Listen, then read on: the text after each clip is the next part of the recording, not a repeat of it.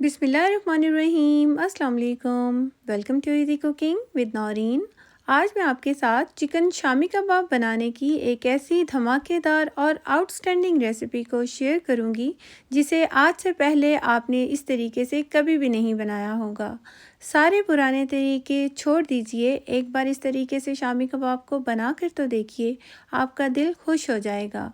क्योंकि इसमें चिकन को एक ख़ास तरीके से बनाकर तैयार किया जाता है, जिसकी वजह से इसका टेस्ट और इसका फ्लेवर बहुत ही नेक्स्ट लेवल पर चला जाता है। ये चेक करें कितने ज़बरदस्त से ये शामी कबाब बनकर तैयार हुए हैं।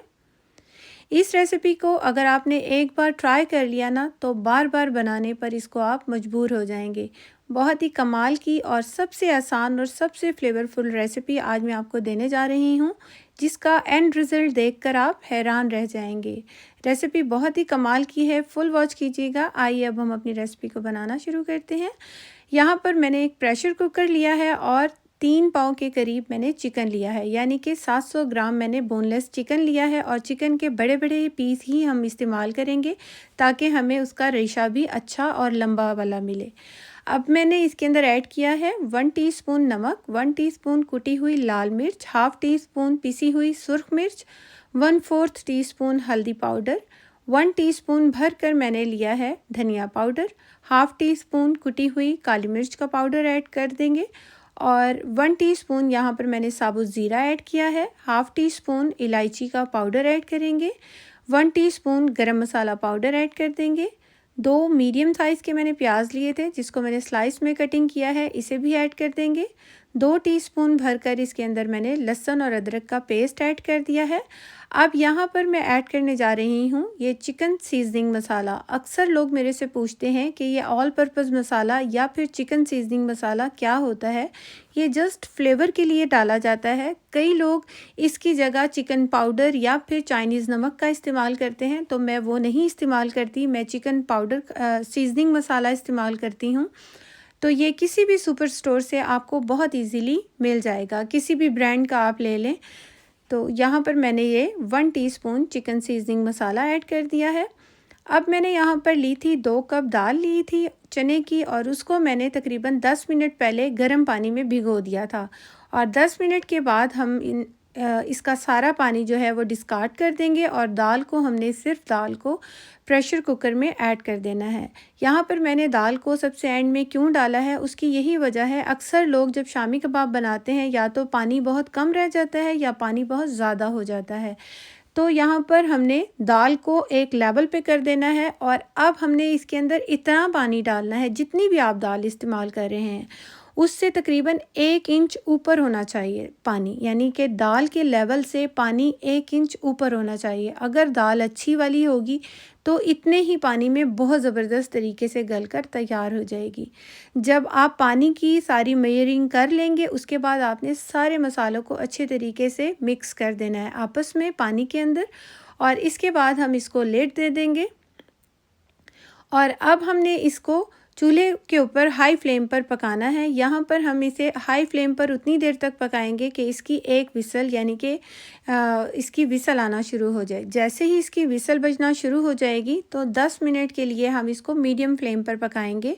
और 10 मिनट के बाद मैंने इसका जो चूल्हा है वो बंद कर दिया था, और ये चेक कीजिए ज़बरदस्त सा ये चने की दाल गलकर तैयार हो गई है। इसको इतना गलाना है कि एक कनी, बिल्कुल बारीक सी एक कनी जो है बाकी रहे। ये देखें कि मुकम्मल गल चुकी है, सिर्फ हल्का सा जो है इसके अंदर कसर है।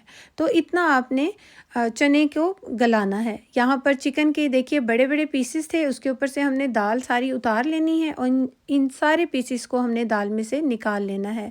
छोटे पीसेस होंगे तो उसको निकालना ज़रा मुश्किल हो जाएगा और वो इतने गल जाते हैं कि वो दरमियान में ही टूट जाएंगे। तो हमने इसलिए बड़े बड़े पीसेस का इस्तेमाल किया है ताकि इसका रेशा भी हमें लंबा लंबा मिले और जो पीसेस हैं वो भी दाल के अंदर मिक्स ना हो। इस तरह से हम सारे पीसेस को दाल में से अलग कर लेंगे। देखें चिकन कितना गला हुआ है कि उठाते उठाते ही टूट रहा है। ये देखें सारे चिकन को मैंने अलग कर लिया है और यहाँ चिकन को भी मैं अलग कर चुकी हूँ, और अब ये दाल अलग है और चिकन अलग हो चुका है। अब हमने किसी भी मैशर की मदद से दाल को इस तरीके से पीस लेना है। बहुत इजीली इसका दाना जो है वो ख़त्म हो जाएगा और बहुत ही बेहतरीन सा इसके पास हमें इसका मिक्सचर मिलेगा। यहाँ पर अब हम चिकन के भी रेशे कर लेंगे।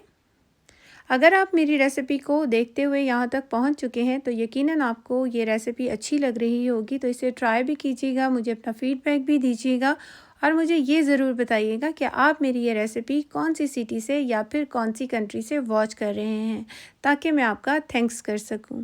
मुझे बहुत खुशी होती है जब इतनी इतनी दूर से मेरी रेसिपीज़ को पसंद किया जाता है और फॉलो किया जाता है। यहाँ पर सारे चिकन के मैंने रेसिपी बना लिए हैं और ये दाल भी बहुत अच्छे से पिस चुकी है। ये देखिए, हमने पोटैटो मैशर से ही ये सारी दाल को पीस लिया है। एक ही बर्तन के अंदर पूरा काम हमारा कंप्लीट हो गया है। ये देखें कितनी ज़बरदस्त ये दाल पिसी है और इसका टेक्सचर चेक करें, ना तो लिक्विड ही है और ना ही सख्त है। यहाँ पर अब हम किसी भी बड़े बोल के अंदर जिसमें भी आपने इसको मिक्स करना होगा उसके अंदर हम सारी दाल को निकाल लेंगे। आप चाहें तो प्रेशर कुकर में भी कर लें। देखिए, प्रेशर कुकर में ज़रा सी भी दाल इसके पेंदे पर नहीं लगी।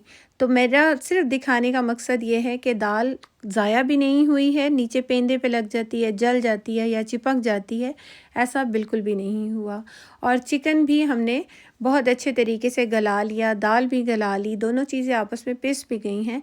अब हम इसके अंदर ऐड कर देंगे 2 अदद मैंने बड़े साइज़ के प्याज लिए थे, जिसको मैंने बारीक बारीक कट किया है, धनिया पुदीना बारीक बारीक कट किया है और 1 अदद मैंने हरी मिर्च डाली है। अगर आपको ज़्यादा पसंद हो तो आप ज़्यादा भी डाल सकते हैं, लेकिन शामी कबाब एक ऐसी चीज़ है जिसे हर बंदा, हर बच्चा, बड़ा सभी लोग शौक़ से खाते हैं, तो मैंने इसलिए हरी मिर्च थोड़ी कम डाली है।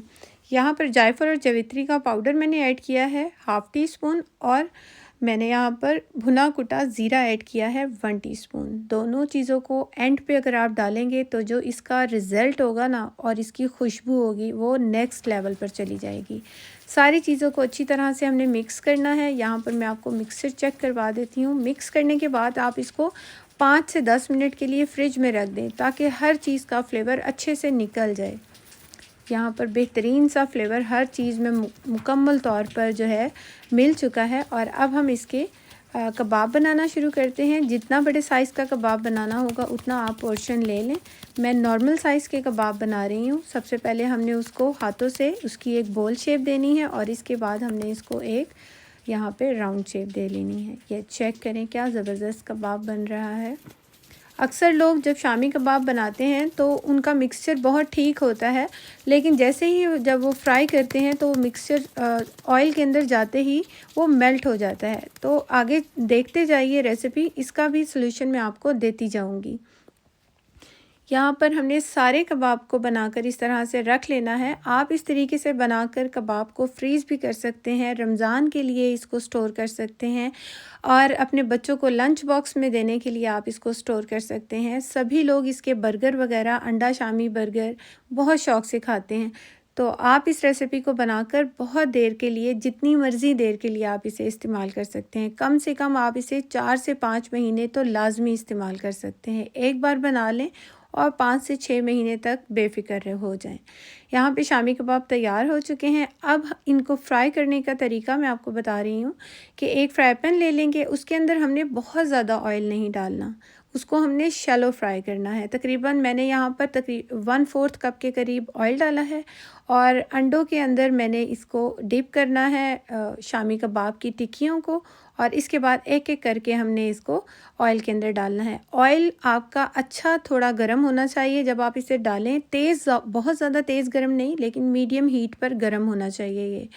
अक्सर लोग ठंडे ऑयल में डाल देते हैं तब भी ये खुल जाते हैं शामी कबाब और अक्सर जो है उनका मटेरियल थोड़ा सा लूज़ होता है, लेकिन वो किसी ना किसी तरह उसको सख्त सा बना लेते हैं।